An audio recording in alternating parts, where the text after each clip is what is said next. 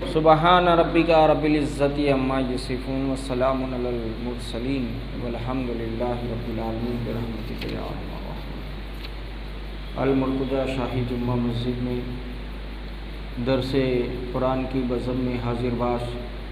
خلیفہ حضور شیخ الاسلام حضرت سید ذاکر علی بابا صاحب، حضرت سید شبیر حسین بابو صاحب اور دیگر حجاج کرام، نوجوان ساتھیوں، ہم عمر بچوں،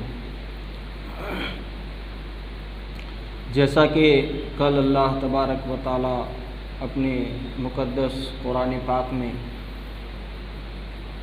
ارشاد فرماتا ہے کہ وَإِذْ قَالَ رَبُّكَ لِلْمَلَائِكَةِ إِنِّي جَاعِلٌ فِي الْأَرْضِ خَلِيفَةً قَالُوا أَتَجْعَلُ فِيهَا مَن يُفْسِدُ فِيهَا وَيَسْفِكُ الدِّمَاءَ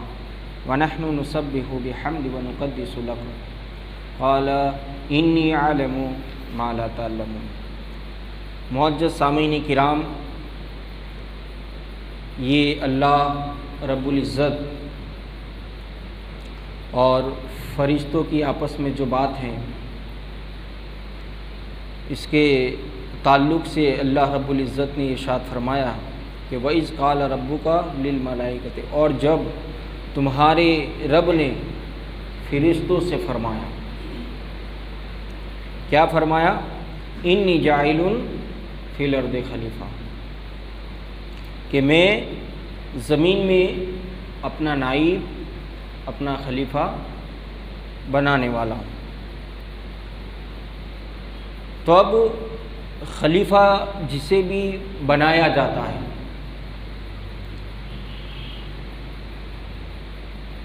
تو خلیفہ کے اندر وہ ساری باتیں اختیارات کے ساتھ اسے عطا کیا جاتا ہے۔ جیسے مثال کے طور پر اللہ رب العزت نے ارشاد فرمایا کہ وَلَوْ أَنَّهُمْ إِذ ظَّلَمُوا أَنفُسَهُمْ جَاءُوكَ فَاسْتَغْفِرُوا اللَّهَ وَاسْتَكْبَرُوا لَهُمُ الرَّسُولَ لَوَجَدُوا اللَّهَ تَوَّابًا رَحِيمًا۔ اللہ رب العزت ارشاد فرماتا ہے کہ جب تم اپنی جانوں پر ظلم کرو تو مصطفیٰ جان رحمت کی بارگاہ میں چلے جاؤ اور اللہ رب العزت سے استغفار کرو، اللہ رب العزت سے کی بارگاہ میں توبہ کرو۔ پھر اللہ رب العزت ارشاد فرماتا ہے وَاسْتَكْبَرَ لَهُمُ الرَّسُولُ، پھر رسول اللہ کی بارگاہ میں عرض کرو کہ اے اللہ کے رسول، اے اللہ کے محبوب، ہم نے ہمارے گناہوں سے اللہ کی بارگاہ میں توبہ کر لی ہے، لہٰذا اے اللہ کے رسول، اے اللہ کے محبوب، آپ ہمارے لیے دعا فرما دیں، انہ هو الغفور الرحیم۔ تب جا کر اللہ تبارک و تعالیٰ کو آپ توبہ قبول کرنے والا مہربان پاؤ گے۔ تو اب نماز نہیں پڑھی، روزہ نہیں رکھا، زکوٰۃ نہیں دی، صاحب استطاعت نے حج نہیں کی، تو ہم نے گناہ کس کا کیا؟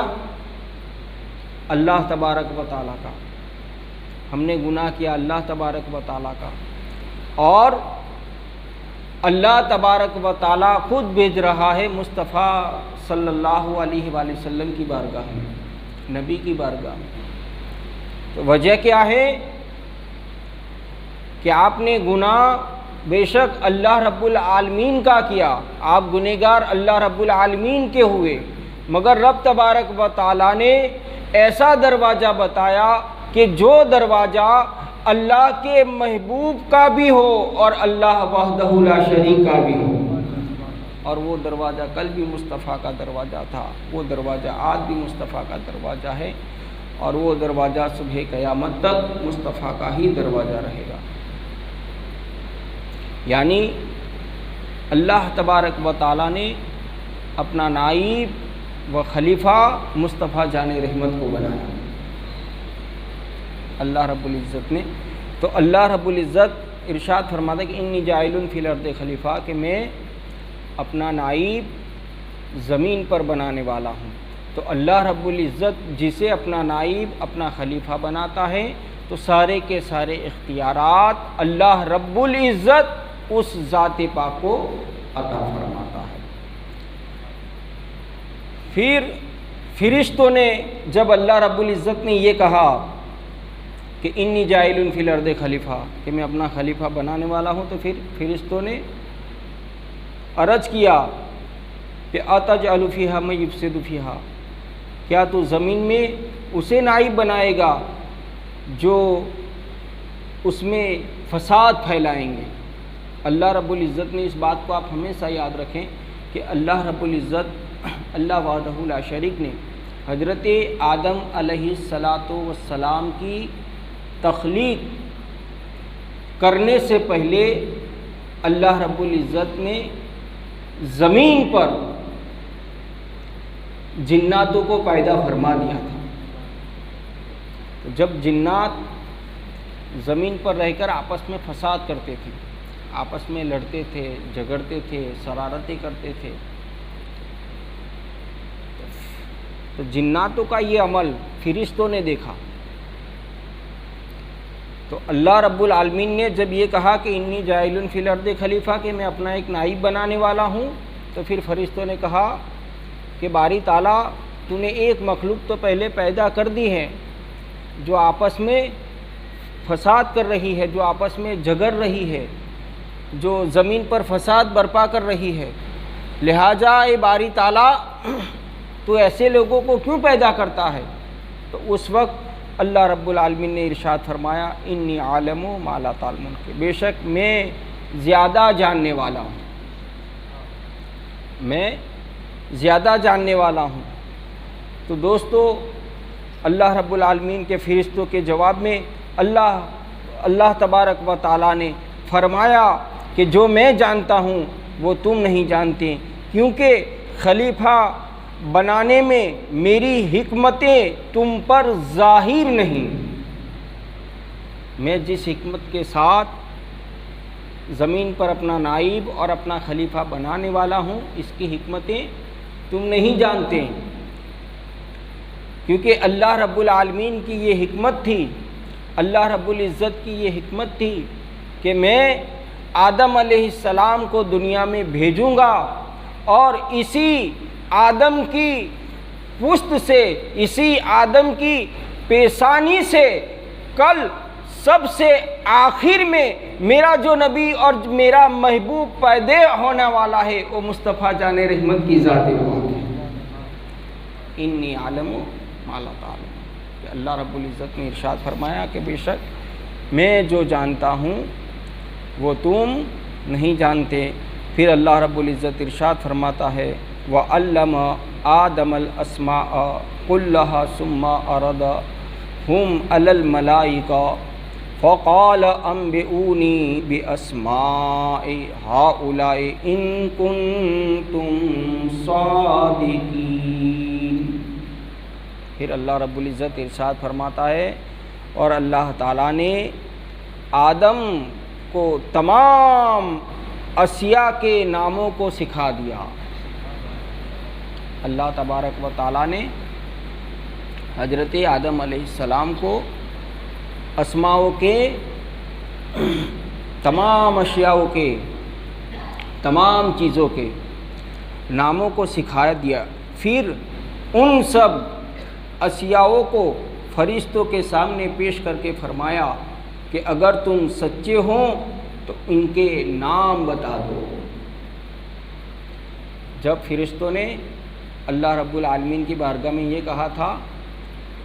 کہ تو ایسے کو، تو اس وقت اللہ تبارک و تعالیٰ نے حضرت آدم علیہ السلام کی افضلیت بتانے کے لیے، حضرت آدم کے مقام کو بتانے کے لیے، حضرت آدم علیہ السلام کے رتبے کو بتانے کے لیے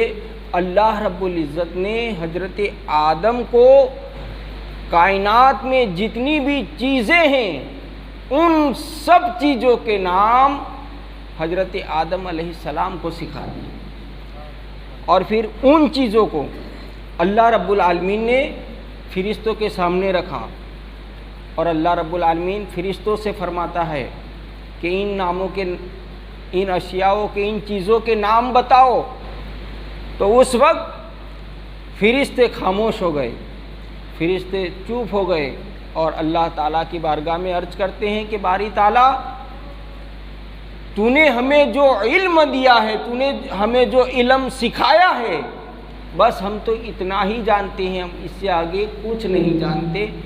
تو اس وقت اللہ رب العالمین نے حضرت آدم کو پہلے ہی سے نام